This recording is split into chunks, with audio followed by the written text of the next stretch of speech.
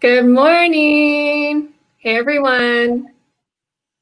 Good morning. We're going to wait a few minutes so you can get on, get going.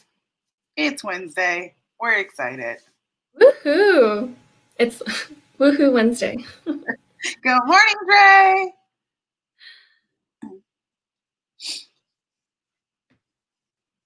Hey, everyone. Welcome. Good morning. Good morning. Thank you for joining us.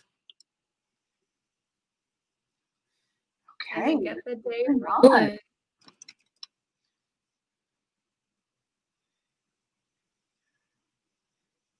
Another episode of Coffee with a phenomenal speaker. We're super excited about today, guys. Hi, Celeste. Good morning, Celeste. Let's get going. All right. Welcome, everybody. Hi, Roger. Good morning, Roger. We're streaming live to Facebook and YouTube. Yes. Because, Roger, you're watching on YouTube. Welcome. Okay. All right. So let's see. Come back, Sophia. There we go. There we go. Morning, everyone, and welcome to Startup Coffee. Startup Tucson is a nonprofit dedicated to transforming the region's economy through innovation and economics. And one of our goals is to be increasing the quality and diversity of startups in the Tucson ecosystem. And we're really excited and energized to continue the work. We hope that you've had a productive, informative start to your week to respond and get to know what's going on in Tucson, in the world.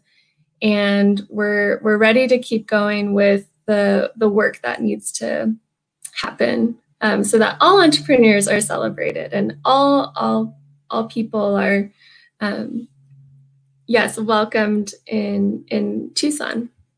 So I'm going to jump into our upcoming events. We have our Tucson Shops Tucson platform. We have a list of small businesses who are doing great things here in Tucson. And with that, there's also a list that is floating around out there. It's really awesome that Ashley LaRussa from Uru Events has been promoting and in partnership with multiple others here in Tucson. So be sure to check that out. And I know that they have an event coming up. And then Friday, we have Startup Bites with Kenesha and Bjorkfin. It's always Friday at noon. 5 tips, 15 minutes. It's a great time. And you'll get plenty of good tips for your business. And then next week, we have Startup Coffee with Christopher Raymond, Christopher Ambrosio from Thrasher Law Firm. And we'll be sharing kind of the best legal practices when it comes to getting your business going. And then we have Innovation Economics. It's part of our brand new series, Stats, Startup Successes and Stories. And we'll be diving into how New Orleans became an unexpected tech hub and what is also similarly happening in Tucson. So that is towards the end of the month, so be sure to register for that. And then now introductions. I'm Sophia Gonzalez. I'm the community coordinator. And now is the time for you to be introducing yourself in the comments. Who are you and what are you doing here in Tucson? And with that, I will pass it off to Kenesha Raymond, our program manager, who will introduce our speaker for today. Good morning, guys. Thank you for joining us for another Wednesday for Startup Coffee. I am so excited to introduce our guest today, and make sure you guys are introducing yourselves in the comments below so then she knows who you are because she can see that as well. Today we have Moniek James. She is a veteran, a military spouse, an author, a columnist, and a serial entrepreneur. As a founder and CEO of the Confetti Collective, a lifestyle platform that empowers women of all ages to boost their confidence, and her boutique marketing brand, Renegade Creative Media Group, she balances tech tools with foundational business development. So today, Monique is going to be talking about how she built this, how she built her company, and giving us some tips to kind of take away and get us going on our week. Welcome, Monique. Thank you for being here today. Hey, thank you, Kanisha. Thank you, Sophia. Thanks y'all for having me. Thank you. Well, we're going to turn it over to you to kind of do your thing, introduce yourself a little bit more, and jump into it. And I'll see you in just a bit. All right, let's do this. Thank you all so much for being here.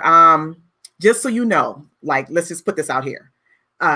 I am always like this. This is my energy. I do not drink coffee. I literally wake up like this. Okay. So I hope that we're going to have a good time while I share how I built these story. And I hope you find some takeaways to help you inspire yourself and roll through your startup business journey. So as Kanisha said, I'm Moniek James and I have two businesses. I'm one of those weird people that really can't stay tied to any one thing at any given time. So I have two businesses. The Confetti Collective, as Kanisha said, is a women's lifestyle brand, and Renegade Creative Media Group is my boutique consulting and marketing agency. So I am a mother of a teenager. And I say that first because that means those of you that are parents of teenagers or maybe even grandparents of teenagers, you know the struggle, okay? I am a retired military spouse. I am a veteran. So hoa to any of my brothers and sisters in arms that are watching. I am a multi-passionate online entrepreneur, which basically means that I don't know how to sit still. I am constantly finding something to do, some way to channel my energies and my efforts. I am a project manager.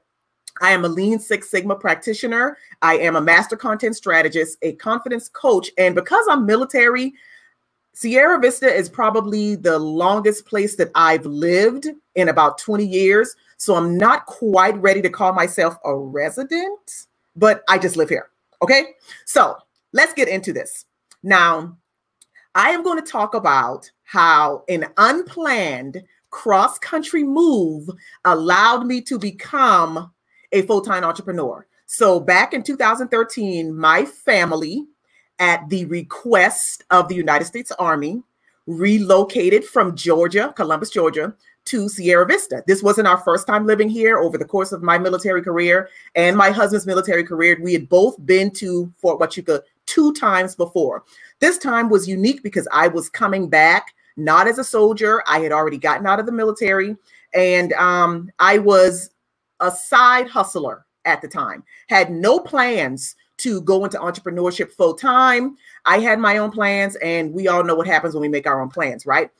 So 2 online businesses were sparked as a result of this unplanned cross-country move. And that's a lesson even in and of itself, because life is going to throw all kinds of curveballs at us. And I believe that the mindset of an entrepreneur is one of overcoming obstacles and figuring out how to use unforeseen circumstances as a way to help us grow. And that's what I didn't even realize I was doing as we were moving from Georgia to Sierra Vista. So the 2 brands, in a nutshell, the Confetti Collective started in 2013 as a blog. It was just a place for me to share the products and the things that I was using to maintain my naturally textured hair. And it grew over the years to be overall encompassing of women's health, beauty, wellness, women's lifestyle. Right now, we sell affirmation jewelry, and we get to do fun things like go to our local mall with a group of ladies and throw confetti and take pictures. That's the beautiful thing about being an entrepreneur, right? And after running that business solely for 2 years, I started Renegade Creative Media Group, which is an online marketing consulting and educational brand for other businesses and brands. Through this business, I get to work with our local small business development center and teach workshops to other entrepreneurs about online marketing platforms and business development. And again, still fun, but fun in a different way. So the interesting thing about me is my entrepreneurship journey did not start with these two businesses that I own now. I actually started as a side hustler. I worked a full-time job after I got out of the military. And after working on this job for about 3 years, I discovered that I had a counterpart, a male counterpart that worked in a different office. I was in Georgia. He was in Virginia, I believe. We were working the same job, but he was getting paid $10,000 more per year than I was. I'm pausing for effect. And I knew that I had more education than he did. I knew that I had more experience than he did. So before lean in was a thing, I prepared all of my documentation and all of the support to justify me at least being paid the same amount that he was, even though I knew that I should have been getting paid more, but that's neither here nor there. I went to my director and with all of my supporting documentation, and I asked to be paid the same amount as my male counterpart. And I was told no. So I got really pissed off and I had to figure out how to channel that anger into something. And I started a side business. I used that side business to help me surpass the salary that I had been asking my employer to pay me. And what you're looking at on this slide is a screenshot of the very first post that I published for that business on Facebook. You see the date, December 6, 2011. I was brand new to Facebook, was essentially brand new. And I was learning how to use this platform that really was one, there wasn't many, Instagram wasn't a thing, Twitter wasn't a thing. I was trying to learn how to use this platform to help me grow my business because that was all that I had at the time, right? And I used this slide, I used this snapshot of this post because we're going to come back to the context of this post in a little bit because what you see in this post is going to matter along your startup business journey. So I believe that experience is often a superb teacher. So I hope you all are ready to get into these tips. Well, I've got 4 tips that I'm going to share that I have learned over the years of building 3 businesses, now 2 businesses, all online and moving across country. So my first tip is to be a solver of problems. Successful businesses solve problems. Period. I know you think your idea is the best thing since a bread slicer. I get it. However, if there is not a segment of people that have that problem that your product will solve, then you're going to find it a little bit more difficult to build your business. So you need to make sure that you are solving a problem. And one way to do that is just to pay attention to what your intended audience is asking for. You can do that in a couple of ways. Think about the conversations that you might be having in Target, in the middle of the grocery store. Well, now because we're in quarantine, maybe you're having these conversations via Zoom. I don't know. But think about the conversations that you're having and the questions that you are being asked by people. Understand that people are coming to you and asking for your advice and for your recommendations and for your referrals because they already see you as a resource in that area.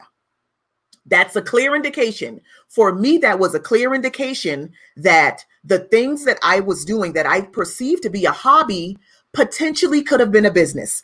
I would be out in town, minding my own business, and found myself having conversations with people that gave me an opportunity to see the gaps in the market.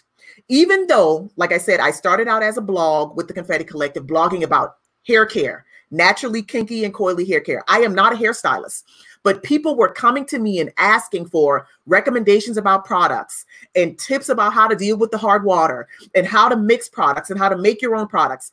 That was a clear sign to me that there was a need that was being unfilled in my community. So I decided as a test to start hosting events to provide an opportunity for women to share information and learn about new products. While I was using social media to promote my events, over the years, other business owners then started to reach out and ask for recommendations about how to use different platforms like Facebook and how to maximize their online platforms. So keep in mind that your business should be offering solutions to the problems that your intended audience has. Otherwise, you're setting yourself up for a lot of frustration. Tip number 2, stay objective. Let the data tell you what moves to make. Now, I'm not going to ask you to incriminate yourself, but I know that there are many entrepreneurs out there that really feel like their business is their baby, right? They are very emotionally attached to their businesses. And because of that, it makes it hard to examine the business objectively, because we all know those parents that look at their child as if their child can do no wrong. You can't tell them anything about their child being a bully or pushing little Timmy off the slide or doing whatever. They just don't see, they're unable to accept that their kid could do anything outside of being the little angel that they perceive him to be. Don't do that with your business. Let the data allow you and keep you in a place of objectivity when it comes to your business. Because again, you might think it's the best idea in the world. But if the data tells you otherwise, then that's a clear sign that maybe you need to make some changes. So what I mean is pay attention to the feedback and to your results and be ready to adapt. Business ownership is a series of experiments over and over and over and over and over and over again. If you are emotionally tied to the concrete idea that you have in your head and you are inflexible and unable to adapt, you're going to miss out on some things. So take a look at the comments that you're getting, maybe on your social media posts. Look at the changes in your followers on social media, maybe your subscribers to your email list. Look at engagement. And then lastly, because business is all about making money, pay attention to the sales that you're getting.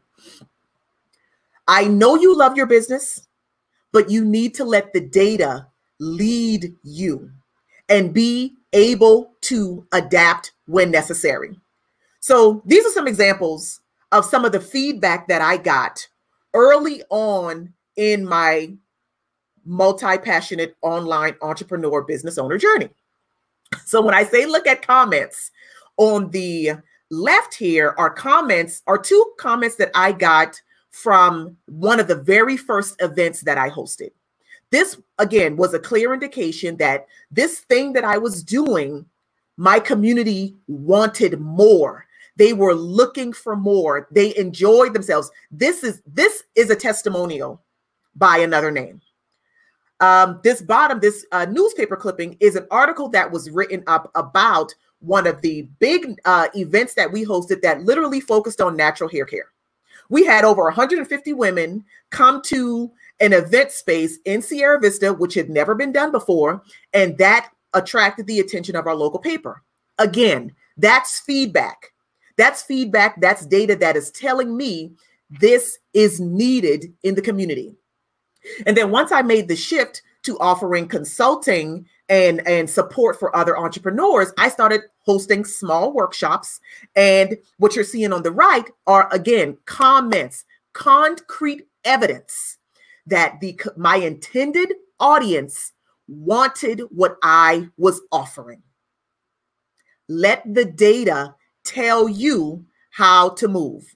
Get out of your head, get out of your own echo chamber and pay attention to what other people are telling you about what it is that you're offering. If you train yourself to stay with what they're responding to positively, you'll keep winning.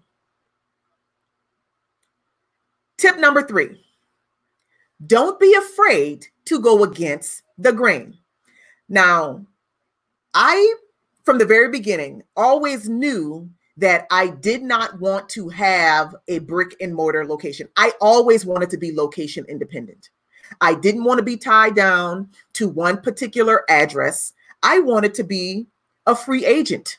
I wanted to be able to move freely and to be able to run my business from wherever I was at the time. that for my community was odd.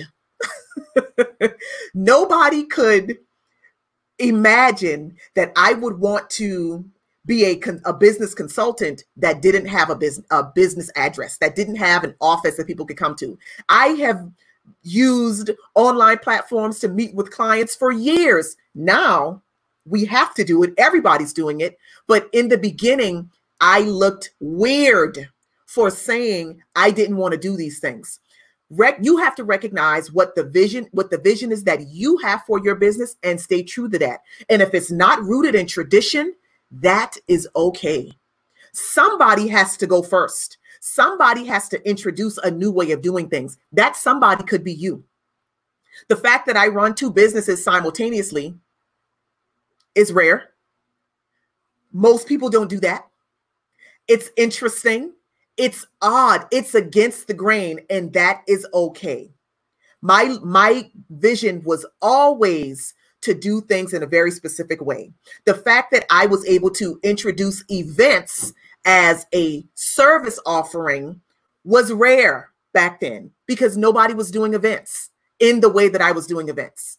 So don't be afraid to stay true to the outlandish, never before seen, unprecedented vision that you have for your business. Every business is not supposed to be rooted in tradition.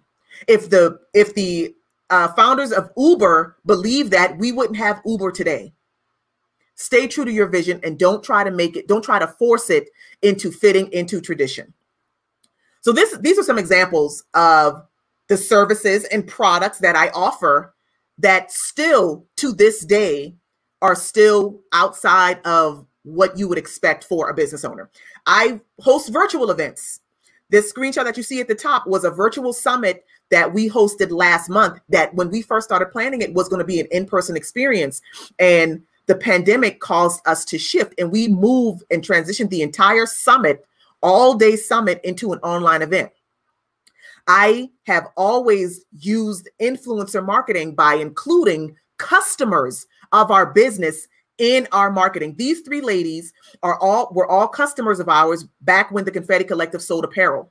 I invited our customers to be a part of our marketing. They would come and participate in photo shoots and be the models. That was always very important to me to do. Creating in-person experiences and giving people an opportunity to be in community in person and come together and talk about hair, fashion, beauty, wellness. All of these things were rare. It wasn't rooted in tradition. Doing live streaming. In this picture here, you see me staring at my phone, doing a live stream at an event that I was speaking at. That's rare. When people see me walking into a room with a tripod, they're like, okay, what is she getting ready to do? It's never been about fitting into a mold. The fact that I offer online courses, my vision when I started Renegade Creative Media Group was always to have multiple streams of income. And I wanted to be able to mix passive resources with the offerings that I was doing in person. So I created online courses from the very beginning because that was my vision. It was always about doing it. If I'm going to invest the time, the energy, the resources, the money to build a business, I'm going to build it my way. And I want to encourage you to do the same thing. And my final tip is to use what you have. When you're building a business, it's easy to compare yourself to other people's journey, right? And to feel like you're missing out on stuff, because you look at what somebody else is doing and you look at the resources that they have and you think, man, this really sucks. I really wish I had that thing like so-and-so has over there. I'm here to encourage you to use what you have because you might not have what somebody else has, but I bet if you took an inventory of what you have available, you would realize that it's more than enough to get you started where you are right now. Use the resources that you have. And there is one resource that every business owner watching this broadcast right now has available that doesn't cost you a cent to use. That is your expertise. That is the information that you are walking around with in your head right now that somebody would be interested in learning.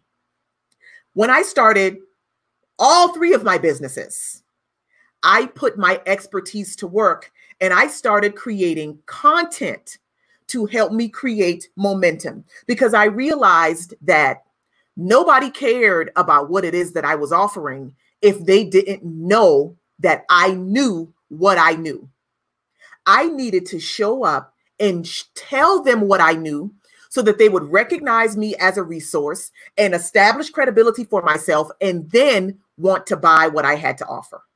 So whether you are just getting started right now, or maybe you're even restarting after the pandemic, take inventory of what you have right now and use your expertise to help put you on the map. When I first started, and I still do this to this day, I created content like a crazy person. I did nothing but create and share content because I knew that it was important for people to trust me first, to know that I was there, and then be able to decide, you know what? I'm going to buy that course from Moniek. I'm going to hire Moniek to teach me how to use social media. So what you're looking at are screenshots of the different ways that I used my expertise to create content. I did live streams. These top photos are different live broadcasts that I did on Periscope. That's a live streaming platform. If you're into live streaming and you're not doing Periscope, like, get it together. Get on there. I did live broadcasts for 9 months, 5 days a week on Periscope when I first started Renegade Creative Media Group, because I recognized how important it was, one, for me to capture people's attention, and then for them to stop and pay attention to me because they saw me as a resource, and then to be interested in what it was that I had to sell. The bottom three screenshots are other ways that I continue to leverage my expertise. I do a weekly live broadcast for the Confetti Collective called Mondays with Mo. As a certified confidence coach with a brand that focuses on confidence through affirmation-based jewelry, it only makes sense that people recognize that I am a resource, that I am certified in the information that I'm teaching them. Whether they choose to hire me to help them develop their confidence, or they buy a piece of jewelry, they know that it's coming from a trusted resource. I also, again, continue to create live events. This is a selfie that I took at a vision board event that I host every year. I also created, again, used my expertise and styled my hair on YouTube. You are walking around with information in your head right now that somebody on the other side of the country is Googling. To me, that's an opportunity. What we need to do is challenge ourselves to get the expertise out there, get the content out there, so that when those people in their pajamas are looking for that information, they find us. So leverage what you have. And that, first and foremost, is your expertise. So to recap, the 4 tips from how I built these journey. First, be a solver of problems. If you are not solving a problem, nobody cares about what it is that you have to offer. 2, let the data lead you. Do not treat your business like a baby. Be able to examine your actions and your data from an objective place and adapt when you need to. 3, go against the grain. If you are not a traditional run-of-the-mill, average status quo person, don't try to force that on your business. You are investing everything that you have in building your business. Make it the business that you want, not the business that somebody else wants you to have. And then 4, use what you have. And that starts with the information that you are carrying in your head that somebody else would be willing to pay you for. Now, for those of you that are watching that have just said in your mind, you know what? Moniek is such a delight. I really need to know where I can find her.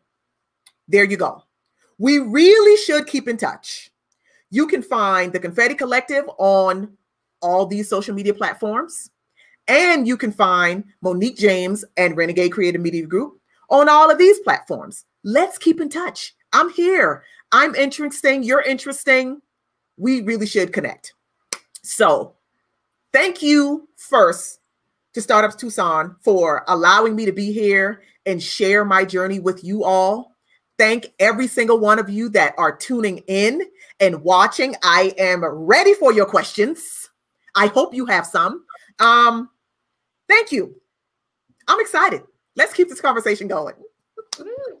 Thank you so much, Mo. That was amazing. You had so many great tips. You're so live. It's like 8 o'clock in the morning, 9 o'clock in the morning. It is. I know. Oh my God. I have all my... Can we... Go ahead. Can we start our mornings off with you every morning? Let's do it. Let's do it. I'm ready. All the energy. It's awesome. Okay, so I'm going down my list because, guys, please drop your questions in the comments and we'll be reading those. You touched on all of these beautiful 4 tips that we here at Startup Tucson also enforce, which is amazing because solving a problem, having a problem to solve, stay objective, don't be afraid to go against the grain and use what you have. I want to go back to stay objective and being emotionally attached to your business. Okay. Or an idea that you're not sure how that's going to work out. Can you give like just some more hints, tips or something about that? Because I feel like people get married to one idea instead of dating the idea and seeing if we're going to like it. They just kind of jump in the bed with it and that's it. So I think one of the challenges with us, I'm saying that's because I'm a part of this startup community too. We're all like this. We get an idea and we think, oh my God, this is fabulous. But I'm not going to tell anybody because I don't want anybody to steal it. And the thing is, because we're not sharing, we're not getting feedback. And we need feedback. I have done different things like, so I have a business group with business owners in that group. If there is something that I'm thinking about creating, I will ask the question in the group. Hey, if I created this, would you be interested in it? Or is this something that you would pay for? Or what would you pay for this? Because you need that feedback from people that you would want to buy it. Because it doesn't matter if the idea is great, if nobody's buying it, like, so there's a quote from Henry Ford that I love, where he said, when he was coming up with the idea of the Model T, if he had kept it to himself, if he hadn't really shared it, or if he had asked people that weren't his intended audience, they would have said, well, I want a faster horse, instead of I want a vehicle powered by an engine that is totally outside of what I can see right now. So sometimes we have to present it, a piece of it, a version of it, to people, to real humans, to get that real feedback. I think about when Dropbox first started. I've been a user of Dropbox since it was invitation only. And in the very beginning, when they had the idea, what the founders did was put up a landing page, kind of gave an overview of what this thing was, didn't give the name of it, and then ask people to sign up to be on the email list for more information. So they were able to build an interest list before they invested in building the thing. And that told them, oh yeah, this is something that could work. So now let's move forward with it. So we have to share it, a little bit of it. We have to be able to share something in order to get that real feedback. Yeah, I think sharing the perfectly imperfect gives you some feedback. And then as you're growing, it's never going to be perfect. It's always going to be something growing, but it's going to give you something. Right. Something to start with. Do we have any questions, Sophia? Yes, we do. We're looking at kind of a pivot during the pandemic. If you want to jump there, I think we'll return back to this. Don't treat your business like a baby. I feel like we have to go back. Okay. Are you talking about Heather's question? How have you pivoted? I'll bring it here. Okay, how have you pivoted?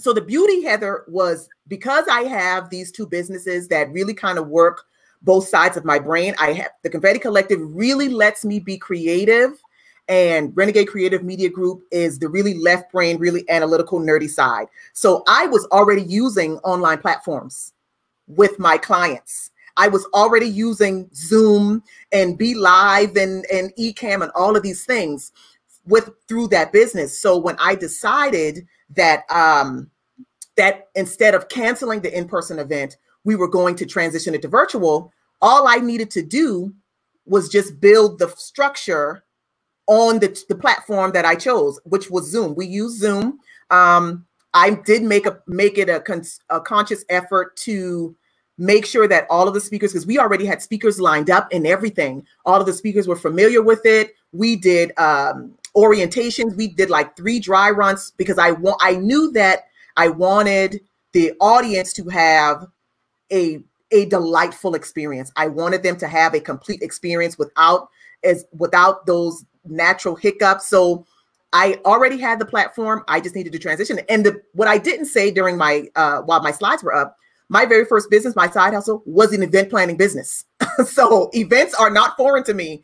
And my MBA, I specialized in project management. So that part is easy. That's always easy for me to do because my brain just thinks that way anyway. I just needed to transition it to an online platform. Wonderful. Let's go back to the baby and then we're going to jump back into questions.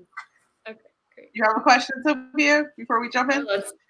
Yeah. So is that, speaking from personal experience, did you treat your business initially like your own baby? And how did you let go of your baby, if that was the case? Or maybe it's just something that you've seen with other entrepreneurs?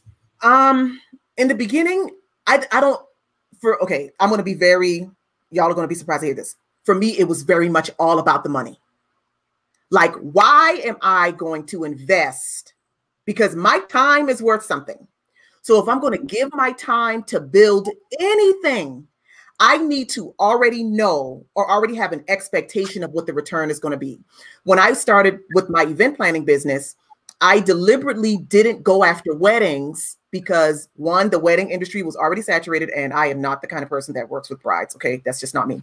So I chose to work with small businesses. I planned customer appreciation events. I coordinated grand openings. I hosted the very first female veteran stand down in the state of Georgia. I did those kinds of things because I saw the strategic advantage and I knew that I could create my own lane there because this is still a business. Yes, it's something that I love to do, but it's still a business. So I'm always guided by what's going to be the return. If I'm going to give all of this blood, sweat, and tears, I want to get back more than just good feelings. Like I need to know what the path is to the money, because I can invest what I need to invest along the journey if I know what the end goal is. So for me, I've always been able to kind of separate the me from the business. Yes, it's something, it's all of my businesses are things that I enjoy doing. I love doing. I would do them for free, but I'm not choosing to do that. I am going to be as objective as possible because I want to enjoy the fruits of my labor. Understand? Oh, I was a wedding planner. I get it. Oh my gosh. I was a wedding planner. Wedding planners, y'all are just, I can't do that. Not your kind of person to be a wedding planner. I am not wired that way. Shall we jump into the next question? Yes. I want to share this question from Q Denise Holt. How do you give a piece of an idea without giving too much? How do you narrow how much to give?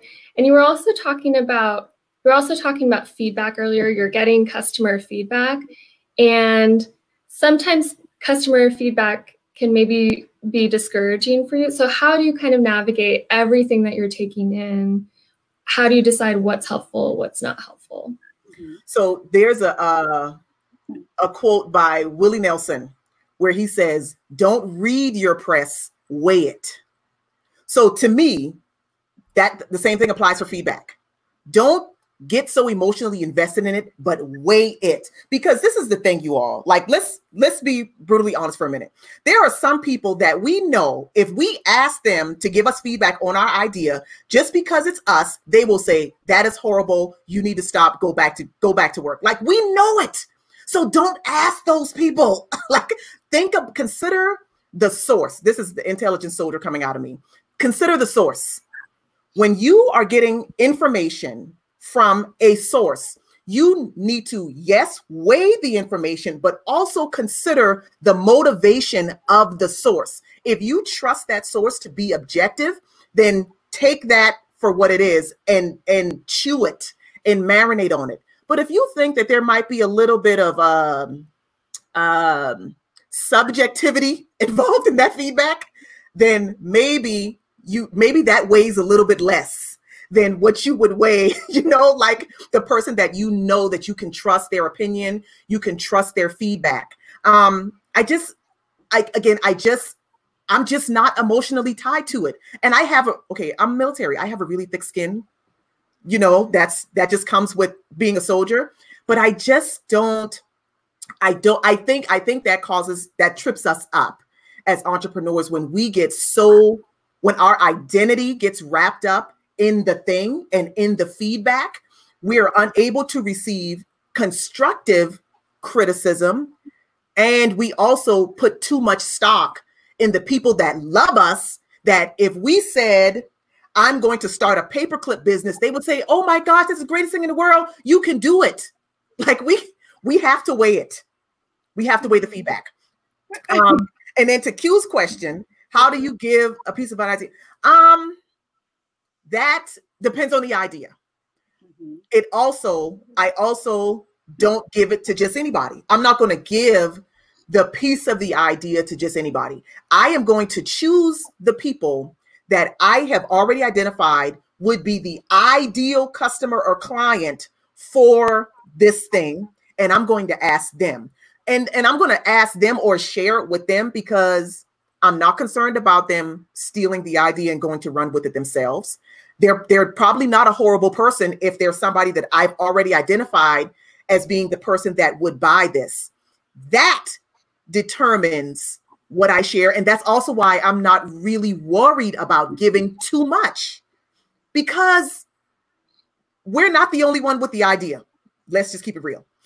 There's nothing new under the sun. So that's the other thing too that I think trips up entrepreneurs, is we think nobody else has thought of this. I'm sure somebody else has. So let's just stop believing that and choose the people that you are going to share with, especially if you're going to use them as your informal focus group. Choose those people wisely.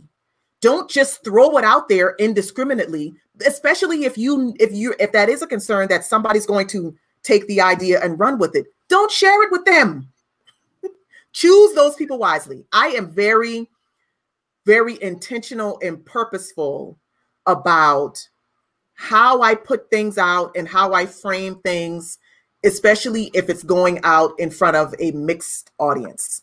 There is a smaller circle of my customers, of the people on my email list, that I know I can tell them, this is what I'm thinking about doing. I'm not sure if this is needed. Give me your feedback. And I also do it one-on-one. There have been times when I was building a course that I built, I had the outline for it. Before I went ahead to build out the entire course, I offered free mini sessions around the idea of the course. And in those mini sessions with people, I got to have real back and forth, and they were one-on-one, real back and forth conversations with entrepreneurs who would need this thing. And that determined whether or not I moved forward with the course. So I was being very careful about who to share it with. Mm-hmm. And I feel like that's my responsibility. As the creator, that's my responsibility. Perfect. I like that you use tidbits of trial. Like, there's trial and error, there's testing and trying to figure it out before you just throw everything to the wall to see if it works. There is some testing. And I think that everybody should take that away from this. Like, test the idea. Don't just throw it on the wall and hope it sticks. Test it. It's going to work. before you just kind of jump into it. Right. A couple more questions for you. Yes. And you were talking about being selective with who your customer is, a little bit of Tam Sim Sim in there. And Roger has a question about a founder, a potential founder. So maybe you could share your experience with, are you looking for a co-founder? Are you going to stay a solo entrepreneur? And kind of how you build your team. So I'm not a solo entrepreneur. I have a team, but I have been very careful about my hiring process. And the fact that just makes me giddy, because when I share with people that I have a team, they're always like, what? And that to me is a sign that they have been trained to my standard. So you're not, in my mind, because I have an online business, I'm the face of the business. The other people working behind the business, you might not necessarily know that they're there unless I tell you that they're there. So my social media coordinator manages social media across all of my platforms, Facebook, Twitter. Unless you see my face, then it's probably not even me. It's probably her. But the fact that it's seamless means she has been trained to standard, to my standard. She has my brand voice down. She can type up something that sounds exactly like me. And that was very important. She has worked for me now for years. And before I had months of building my own process. Again, my approach is rooted in structure. In the Army, we have what we call SOPs, standard operating procedure. And when you move from duty station to duty station, your first day on the job, you're going to go and look for the binder or the booklet or the something that has everything you need to know about how to execute your job to standard. So what I did is I built my own manuals. In the civilian world, they're called operating manuals. In the Army, we call them SOPs. So I built my operating manuals to execute that particular role and hired her and managed her through the process. I've been talking a lot about leadership and management on my business page. That's what it is. I think, at least in the conversations that I have with entrepreneurs, they want to be hands off when they bring those team members on, but we can't be. It's our business. And to me, I will not have anybody out there representing my business if I am not certain that they have been trained to standard. So for me, it was very important. And I'm still not hands off. She's been here with me for 2 years. We're still not hands off. We are constantly communicating. I am constantly inboxing her. Hey, let's do this. Nope, let's do this. Let's do this. Like, it's a relationship. And just like we invest in our personal relationships, we also have to invest in those business relationships as well. And I'm looking to hire more people, looking to expand, because with Renegade Creative, we serve other clients. So in order for me to be able to scale our services, we have to scale the team. So we have to bring more people on. So I'm in the middle of that right now.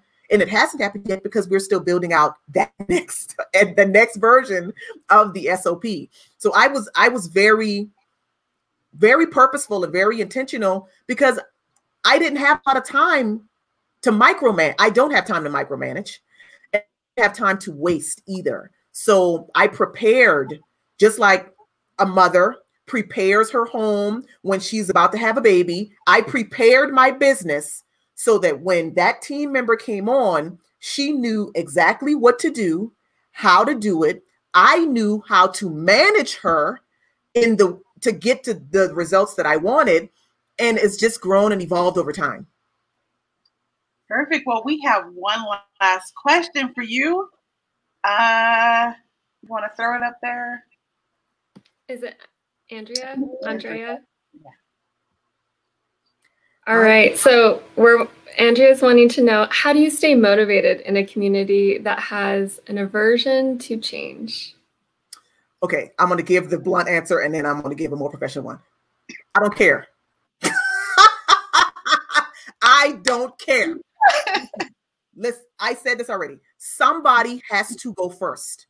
somebody has to be the forerunner. And if you know what you know in your business, and you know that the community that you're serving doesn't know what you know, then it's your responsibility to lead them to the change. It might take them 2 years. It might take them 2 weeks. And that's kind of where the intuition and the leadership comes in. Like, that's where it is. That's why we have to be, when we're, as entrepreneurs, we're not just the thing that we sell. We also have to develop ourselves as leaders. We have to be able to trust our own intuition and trust our own decisions, but then also accept the responsibility if those things don't work out. Because I think a lot of times that's what it is. It's that, well, if I push them or if I challenge them and then I'm wrong, then they're going to tell me I was wrong and then they're going to call me out. So what? That's the responsibility of being a leader. And as entrepreneurs, that is what we have to do. We don't just carry the mantle of being the person that has this thing to sell. We also have to step into the role of leading and of showing our audience the way. And that might mean we might have to say the same thing over and over and over and over and over and over again. That's the responsibility of the leader, because the leader knows the value in everybody buying into the vision. So because they know what's going to happen once everybody is on board and they know where the team is going, they have no problem repeating or showing up consistently or creating multiple opportunities or sending another email. Like, that's what we have to do. It's a part of the job. It's just a part of the job. I love that. That's great. Thank you so much, Monique. This was really excellent.